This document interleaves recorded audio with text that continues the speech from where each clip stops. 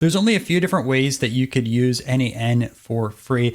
You could go and set up a trial with an n8n cloud, but obviously a trial that eventually expires, or you could go the route of self-hosting on your computer with the help of Docker. And that is what I'm going to be showing you guys today in this tutorial. It's going to take you anywhere from 5 to 10 minutes. I'm going to take you through all the steps as well as some of the most common errors that I have seen online. By the end of this video, what we're going to do is have a very basic workflow, but just make sure that it works on your computer. I'm also going to show you how to start and stop a Docker as well.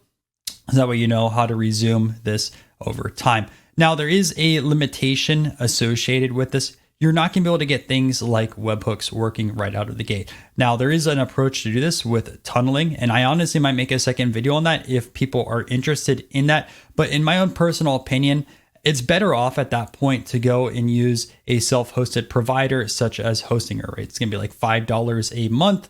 It's way cheaper, and it's centralized in one place. So I do have a full video on Hostinger. Highly recommend to check that out. If you don't want to go the self-hosted route, right, you can also use n8n Cloud, which is going to cost you over $20 a month. But again, there's a few different options out there. If you want to go completely free, that's what I'm going to be showing you guys here in this video. But what I recommend, right, if you want to go the free route, start with this version, then jump into an n8n Cloud trial, and then decide whether you want to stick with cloud or if you want to use self-hosted through Hostinger. Again, it's $5 a month versus $20. Anyways, we're going to jump into this tutorial right now, and I'll see you guys right there.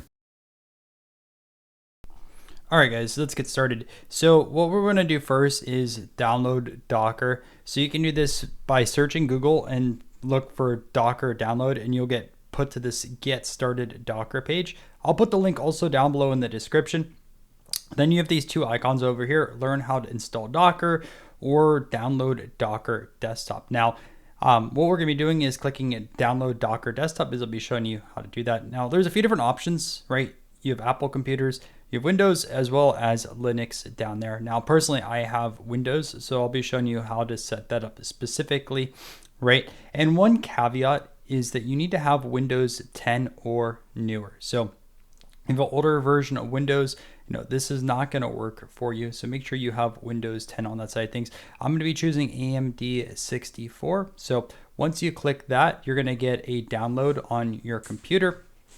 It might take you a minute or so to have that fully downloaded, but I'm going to pause the video right here until that is downloaded, and we'll be right back once it's ready to go. All right, so double click on the Docker icon if it's downloaded to your desktop or wherever it's downloaded, if it's in folders, whatnot. And then it'll open up a pop-up. Inside this pop-up is the service agreement. Now, obviously, I'm not going to tell you if you're breaking the terms of service or not. You can view full terms if you want. But it mentions, if you have over 250 employees or more than $10 million in annual revenue, you have to have a pro subscription, right? So if you're learning this, testing it out, you should be okay on that side of things. So if you agree, click accept. And then you get this screen over here, welcome to Docker. Now you can set up an account if you would like to, right? Whether you want to use work or personal, or you can even skip this screen, right? So I'm not going to set up an account here. I'm just going to skip, and we're going to go right into it.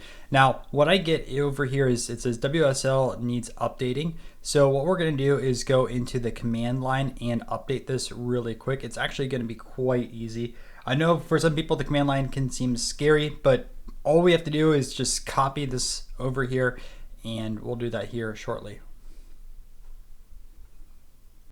All right, so what I'm going to do is just copy this. So click copy on that side of things. And then we're going to go to our command line. So CMD on that side of things and look up your command prompt. What I'm going to do is paste in that update. And then you can see it starts updating on this side of things. And I'll go through on that side and get everything ready for us. So I'll skip ahead when this is ready to go. All right, so update is now complete. So that's the only thing we're going to need for our command prompt here in this install. So feel free to close that out. And then it's going to restart on this side of things. So just click restart. You're going to get this icon over here, and then we're going to be good to go here pretty soon. So this is a pretty fast restart, but I will skip it to when it's ready. All right, so this should be your Docker page now. If you didn't have to do the update like I did, you'll probably get put right into here. But now what we need to do is go on to the images tab over here to the left. As you can find it right under containers, so go to images. And then what we're going to do is we're going to search images to run. And this is where we can find n8n. So click on that, and then inside over here, we're going to search n8n. And it's going to be your top result, most likely, right? So 100 million downloads on that side of things. So the first thing we're going to do is pull the latest version of that, right? And see there's a lot of reviews on that too. So just click pull, and then you'll see again this loading icon over here. It'll take a little bit to get this ready, and I'm going to skip to when it's done. All right, so it's going to stop here in a second, and perfect. We have that working. So you can see status downloaded new image. It's the latest version, and we're almost ready to get this going. Okay. So the next thing what we're going to want to do on this side of things is click on run, and then you're going to see optional settings. So we're going to want to fill out our host port. Now by default it says 5678. So that's what I did on this side of things, but from looking online, some people do have issues with 5678, so feel free to change that port. One that I saw that people used was 5680. And then it's going to say, do you want to allow public and private networks to access this app? Click allow on this side of things, and then you can close out. And then what you'll see is we have this going over here, and then at the very bottom it says localhost 5678. So click on that over here, and then you get this page over here, which is set up an owner account. Now, if you already have credentials elsewhere, this is not going to work, right? This is the credentials for your local version. So just set up first name, last name, email, and then also a password. And then if you want to receive updates or not, click that checkbox. And then what you're going to do is click next. Now, some people are going to get a 524 error, but nothing will happen on that side of things. You still should be good to go. Then you get the survey over here, filled out, right? So I'm just gonna click on, I'm not using n8n for work, just so I don't have to fill it out. And I'm gonna put over YouTube on this side of things and then get started. And then what I would recommend is you already set this up. So it says get paid features for free. It'll send you a key to your email. Now, personally, like I'm not gonna be using this version after this tutorial, but if you do want to use it, right, put in your email over there. It will send you a key, and then you want to sign up for on that side of things. Again, it's free, but I'm just going to skip because I don't really need it for this tutorial. So what you can do is now start building. And what I recommend is just make sure to test one basic workflow to see if this is working properly. So I'm just going to create a workflow.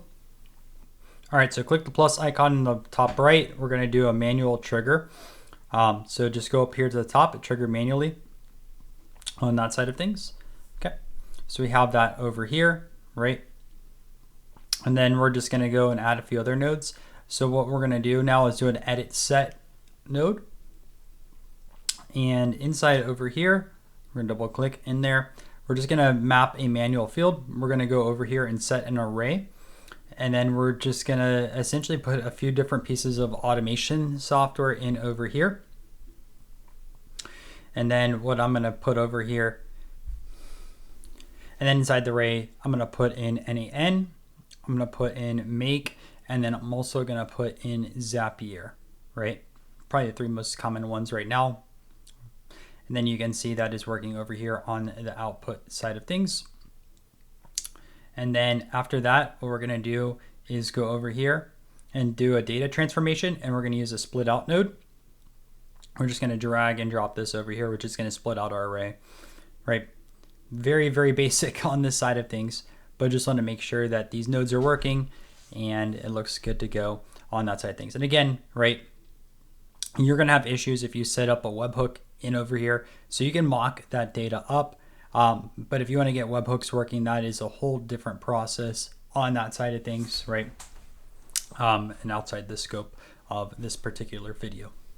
Lastly, I want to show you how to start and stop this. So just load up Docker Desktop again, right?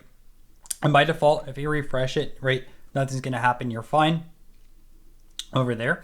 So let's go to our Docker Desktop on the side of things, right? So click that icon and we're going to click stop, right? So then you can see it says stopping n8n. And we can go back to n8n and then we refresh this and now it's not going to work, right? And it says this site cannot be reached. Localhost refused to connect, right? We have issues over there.